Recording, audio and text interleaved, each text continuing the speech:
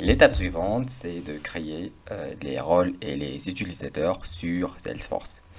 Pour notre entreprise, je mets à titre d'exemple trois rôles sur l'entreprise. Le premier rôle, ça va être un responsable ressources humaines qui va être en dessous du CEO et le RH Business Partner qui sera en dessous de responsable RH. Et finalement, le chef de département produit qui, bien sûr, sera aussi en dessous du CEO et qui sera en égal avec le responsable RH. Pour en faire, on part sur Salesforce.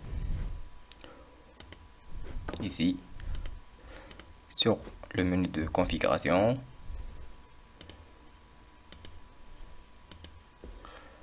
Ici, on va chercher les rôles.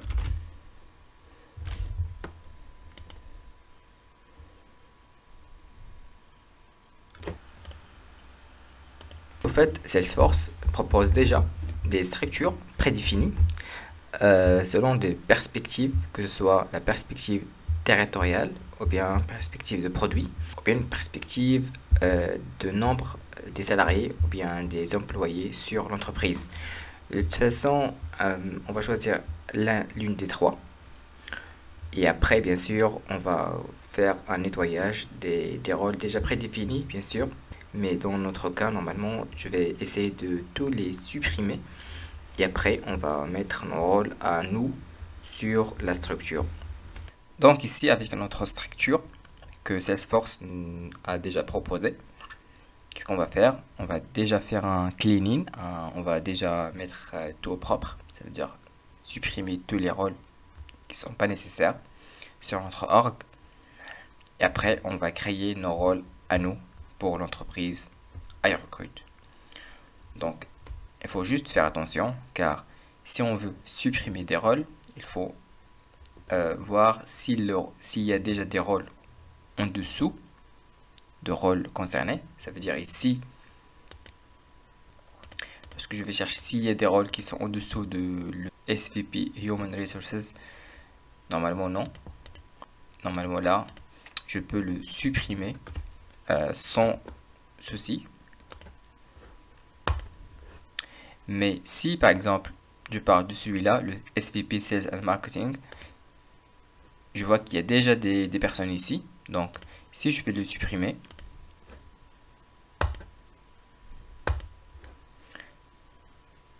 voilà.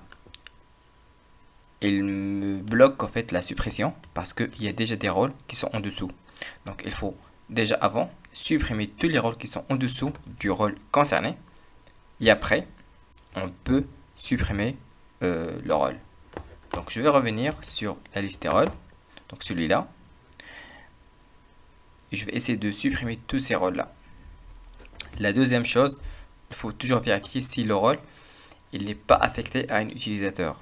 Ça veut dire, si un rôle est déjà affecté à un utilisateur, Salesforce bloque la suppression tant que l'assignement de rôle et l'utilisateur est fait.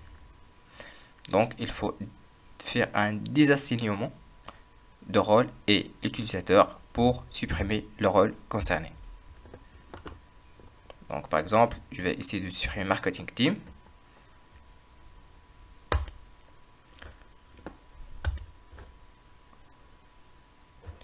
Il me bloque effectivement car ce Marketing Team, le rôle, il est déjà affecté à une personne sur l'entreprise qui s'appelle Tina Apples. Donc, qu'est-ce que je vais faire? Je vais aller sur Tina Apples et je vais désassigner le rôle qui est marketing, le rôle vers. Je vais ici ne pas affecter un rôle. On va parler de ça après si on veut créer des utilisateurs. Mais juste petite remarque, on peut créer des utilisateurs sur Salesforce sans avoir un rôle spécifique. Donc juste pour. Donc ça c'est fait. La personne, il n'y a plus de rôle. Donc je peux revenir sur mes rôles à moi. Ici maintenant, je vais essayer de supprimer le marketing team. Normalement, ça devrait le faire. Et voilà, il est supprimé. Donc, je continue à faire une suppression manuelle sur tous les rôles pour, pardon, je vais supprimer tout. Celui-là aussi, il contient un autre utilisateur qui s'appelle Bobby Apples. Donc la même chose, je veux juste, ça c'est la page de l'utilisateur, je veux juste désassigner le rôle. Ici, déjà le rôle qui est affecté, donc je vais le supprimer le rôle sur l'utilisateur Bobby Apples. Je clique sur Save.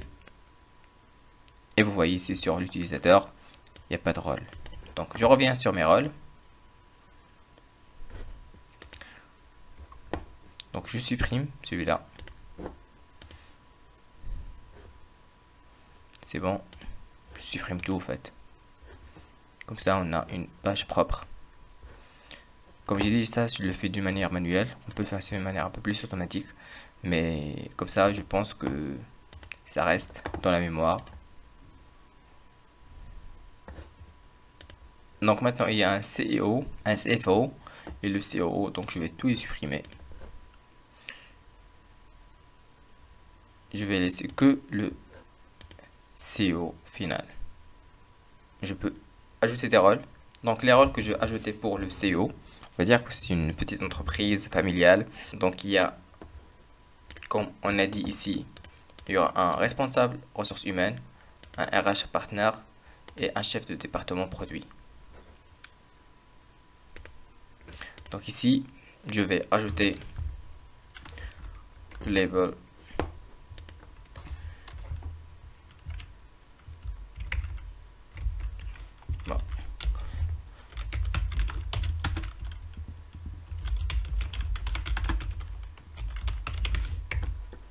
This role reports to, ça veut dire qui est son manager direct.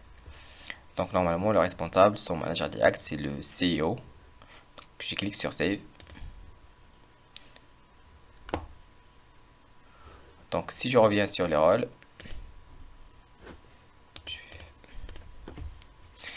on a maintenant un CEO. En dessous, il y a le responsable ressources humaines. Et sous le responsable ressources humaines, il y a le RH partner, celui qui, comme on a dit, c'est celui qui effectue un peu plus les tâches quotidiennes sur les thématiques RH. Donc ici, sous le responsable ressources humaines, je vais rajouter un rôle. Je vais l'appeler RH Business Partner.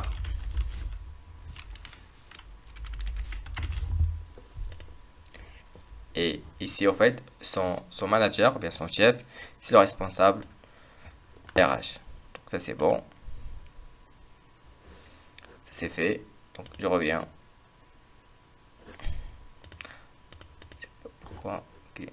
Donc, on voit ici que le responsable RH, en dessous, il y a le responsable, il y a le RH Business Partner. Et en plus, on a le troisième rôle, qui s'appelle le chef de département produit, et son chef ça va être le CEO, donc il va être le même niveau que le responsable ressources humaines.